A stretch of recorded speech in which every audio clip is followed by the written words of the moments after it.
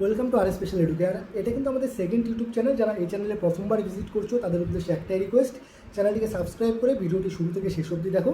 কেননা আমরা কিন্তু তোমাদের পশ্চিমবঙ্গ রাজ্য সরকারের শিক্ষক নিয়োগের এক্সামের পাশাপাশি রাজ্য সরকারের যত এক্সাম হয় প্রত্যেকটি এক্সামের আপডেট, এর পাশাপাশি ক্লাস সবার আগে অথেন্টিক সোর্স থেকে তুলে ধরার চেষ্টা করি। তাই ভিডিওটি একদম স্কিপ করবে না, শুরু থেকে শেষ অবধি দেখো।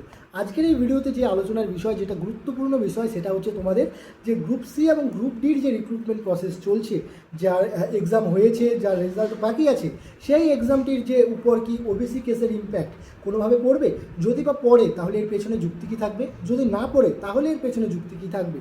এর পাশাপাশি তোমাদের যে প্রাথমিক শিক্ষক নিয়োগের যে এক্সাম চলছে, যার ইন্টারভিউ প্রসেস চলছে, কিছু ডিস্ট্রিক্টের হয়েছে এবং কিছু ডিস্ট্রিক্টের বাদ আছে। তো এই ক্ষেত্রে তোমাদের 13,421 পদে যে ইন্টারভিউ প্রসেস চলছে, তাদের ক্ষেত্রে কি কোনোভাবে ওবিসি কেসের ইম্প্যাক্ট পড়বে।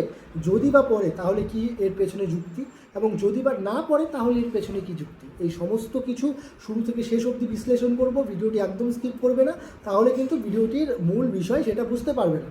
তো দেখো, এই বিষয়টা জানতে হলে আমাদের যে বিষয়টা জানতে হবে সেটা হচ্ছে কলকাতা হাইকোর্ট থেকে যে রায়টা দিয়েছিল সেটা কবে দিয়েছিল এবং সেই রায়ে কি বলা আছে। তো সেই রায়টা যেটা দিয়েছিল ওবিসি কেস সংক্রান্ত কলকাতা হাইকোর্ট থেকে, সেই রায় দিয়েছিল 22 মে 2024। কবে? 22 মে 2024। এই 22 মে 2024 সালে যে ঘটনাটি ঘটেছিল, সেই রায়টিতে কি বলা ছিল, সেই রায়ে স্পষ্ট বলা ছিল যারা সরকারি বা বেসরকারি বা কোনো প্রতিষ্ঠানে ওবিসির সার্টিফিকেট কাজে লাগিয়ে চাকরি করছে তাদের ক্ষেত্রে কোনো ইম্প্যাক্ট পড়বে না। সেকেন্ড হচ্ছে যারা কোনো এক্সামে উত্তীর্ণ হয়েছে এই সার্টিফিকেটকে কাজে লাগিয়ে, তাদের কোনো ইম্প্যাক্ট পড়বে না। থার্ড হচ্ছে কোনো চলতি রিক্রুটমেন্ট প্রসেসে যারা পার্টিসিপেট করছে এই সার্টিফিকেটকে কাজে লাগিয়ে, তাদের ক্ষেত্রে কোনো ইম্প্যাক্ট পড়বে না। কিন্তু এই যে 22 মে 2024 সন, যেদিন এই ওবিসি কেসের রায় দিয়েছিল, তার পরের দিন থেকে, অর্থাৎ সেই দিন থেকেই, যখন রায়টা দিয়েছে তখন থেকেই, সেই দিন থেকেই যত রিক্রুটমেন্ট প্রসেসের নোটিফিকেশন বেরোবে, সেই সমস্ত নোটিফিকেশনে কিন্তু ওবিসির শুধুমাত্র 7% রিজার্ভেশন পলিসিই লাগু হবে। কেন? কারণ সেই রায়টা তখন থেকেই কার্যকর হয়েছে, তার আগে থেকে কিন্তু এই রায়টা কার্যকর হবে না। এর পেছনে যুক্তি কী ছিল? এই যে ওবিসির 17% থেকে 7% রিজার্ভেশন করা, এর পেছনে যুক্তি ছিল যে 77টা কমিউনিটিকে অ্যাড করা হয়েছিল, সেই 77টা কমিউনিটিকে প্রপার সার্ভে করে অ্যাড করা হয়নি। কোনো সার্ভে ছাড়া যে প্রপার সার্ভে হয় তার ভিত্তিহীন, অর্থাৎ কোনো রকম প্রপার সার্ভে না করেই তাদের অ্যাড করা হয়েছিল সেই 77টা কমিউনিটিকে। তাই কিন্তু কলকাতা হাইকোর্ট তাদের সেই 77টা কমিউনিটিকে বাদ দিয়ে দেয় ওবিসির লিস্ট থেকে, শুধু 66টা কমিউনিটিকেই প্রায়োরিটি দেয়। এবার যে বিষয়টা তোমাদের জানার বিষয়, যে তোমাদের যে এই যে গ্রুপ সি এবং গ্রুপ ডির নোটিশ বেরিয়েছিল, সেটা কিন্তু বেরিয়েছিল 9 অক্টোবর 2025, অর্থাৎ এই যে 22 মে 2024 যেদিন রায়টা দিয়েছিল ওবিসি কেসের, তার থেকে অনেক দিন পর। তাই যেটা কোর্টের রায় অনুযায়ী যেটা বলা ছিল, সেই হিসেব মতো যদি আমরা ভাবতে চাই, সেই হিসেব মতো যদি আমরা তোমাদের বোঝাতে চাই, তাহলে কিন্তু এই যে গ্রুপ সি এবং গ্রুপ ডি এক্সাম, এর ক্ষেত্রে কিন্তু তোমাদের 7% রিজার্ভেশন পলিসি লাগু হবে। কারণ এই রিক্রুটমেন্টটা কিন্তু সেই সময় চলতি রিক্রুটমেন্ট বা অনগোয়িং রিক্রুটমেন্ট ছিল না। এই রিক্রুটমেন্টটা সেই সময় কোনো রকম অনগোয়িং রিক্রুটমেন্ট ছিল না।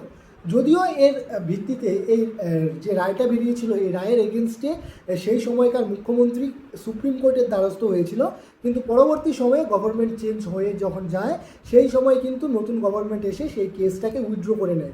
তাই এই কেসটার কোনো রকম কোনো সুপ্রিম কোর্টে গেল কি গেল না, এই বিষয়টা কিন্তু কোনো এফেক্ট ফেলবে না। কারণ সেই কলকাতা হাইকোর্টের রায়টাই প্রায়োরিটি পাবে, কারণ এই কেসটা সুপ্রিম কোর্ট থেকে উইথড্র করে নেওয়া হয়েছে। তো এবার যে বিষয় সেটা হচ্ছে, একই ক্ষেত্রে যদি আমরা প্রাথমিকের 13,421 পদের রিক্রুটমেন্টটা দেখি, সেক্ষেত্রেও কিন্তু একই বিষয়টা কার্যকর হবে। কেন?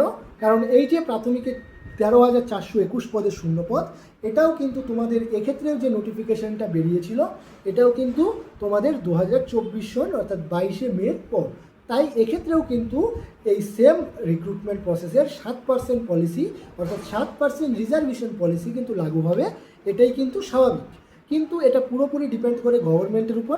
গভর্নমেন্ট যদি চায় 17% দিয়ে, সেক্ষেত্রে কিন্তু সেই বোর্ড, যে রিক্রুটমেন্ট বোর্ড উপর এই নিয়োগের দায়িত্ব আছে, অর্থাৎ প্রাথমিক রিক্রুটমেন্ট বোর্ডের উপর প্রাথমিক শিক্ষক নিয়োগের দায়িত্ব, এবং তোমাদের যে গ্রুপ সি ডি রিক্রুটমেন্টের দায়িত্ব যে বোর্ডের উপর আছে সেই সংস্থাগুলো সেই গভর্নমেন্টের যে মত সেই মত অনুযায়ী কিন্তু তারা রেজাল্ট বা মেরিট লিস্ট বের করবে। এটা পুরোপুরি ডিপেন্ড করে গভর্নমেন্টের উপর।